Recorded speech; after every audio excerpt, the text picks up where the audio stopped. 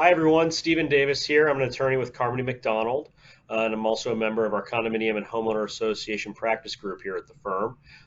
Thank you for joining today for a CPM Best Practices Library presentation on condominium sales.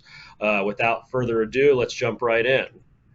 We're going to talk about condominium sales, and I know many of you who are involved in the condominium process and in managing or on the board of condominiums are familiar with this process. But as part of the sale of a condominium, there are a number of documents that are often requested prior to closing. You may have heard of resale certificates or trustee letters, condominium questionnaires, demands, resale information, disclosures.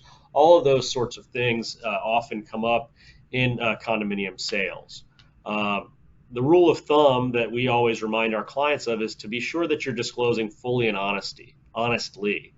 And that's important, right? Because we deal with these situations and we sometimes see cases where condominiums are brought in on failures to disclose or non-disclosure issues. So we want to make sure that we are sharing with the seller who's requesting documents, or the title company or the buyer, the various information that's being requested. A lot of times that involves with the board member or the manager going back and looking at what the minutes say. What conversations has the board had lately that are important to the disclosures that are required by those forms? What has gone out in mailings to the owners that they have received that should be disclosed to an upcoming new owner, as far as so that they can know what's going on and have the disclosures needed for the community. There's condominium resale certificates. Certificates are governed by the Condominium Act, and I included language at the bottom of this slide of two important points that are in the current act. And I did neglect to say at the beginning, so let me go ahead and say now. This is going to touch on the high points of this situation and go over current, what's currently in the act and current standards and so forth. But for more specifics and to dig into the details further, well, of course, we recommend always that you contact your association's attorney for any specifics and to get more in-depth review. So in the act are two provisions that I want to point out on resale certificates, and it asks for disclosure, calls for disclosure of any unpaid common expenses or special assessments currently due and payable from the selling owner, and also any capital expenditures anticipated by the association for the current and two next succeeding fiscal years. So that's important. That means that when a seller goes to the association and requests that you complete that resale certificate for the buyer, you need to be sure you're disclosing the balance of unpaid common expenses or special assessments that are due and payable, that they have a right to know that that's ongoing. And another area that we often see come up is those capital expenditures anticipated. So that's when I say the minutes or the notices that go out, those notices that go out to the owner. Are you having conversations at board meetings about a big project that's coming up? Are you sending out notices to inform owners about a project that's coming up?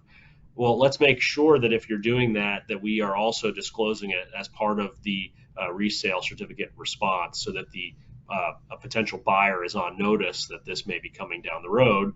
And that helps the board and the management company, of course, avoid issues when the new owner is in and now they're faced with a potentially large special assessment to pay for that project.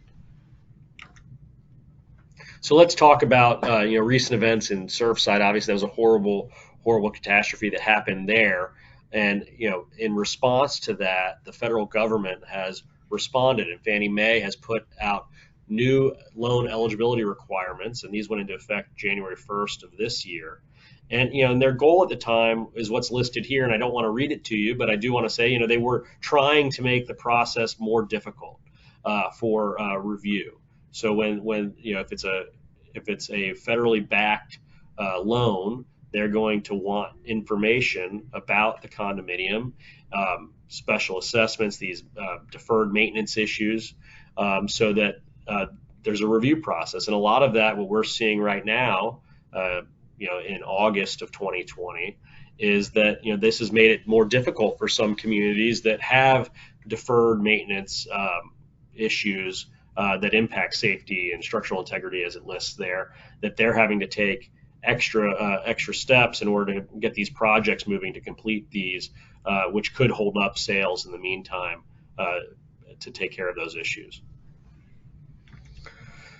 So in December of 2021, Fannie Mae added an addendum to the condominium questionnaire that specifically facilitate collection of information regarding deferred maintenance. And so this is the Fannie Mae form that goes out, Form 1076, the condominium project questionnaire.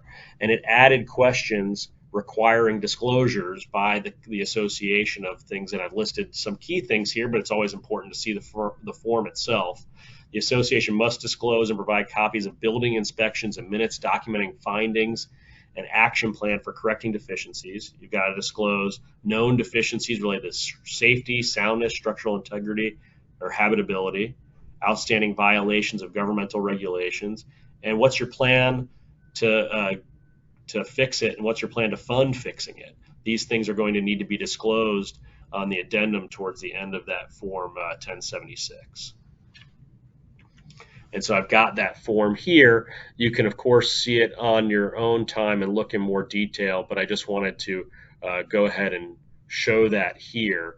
And this is, where they're actually asking for that information that you would need to disclose as part of that sale process. If I was with you in person, I would now turn it over to questions so that we could talk about the specifics within the form itself and any issues that any communities that you're on the board of or that you manage are having with regard to condominium and that sale process. Thank you for joining this presentation on condominium sales.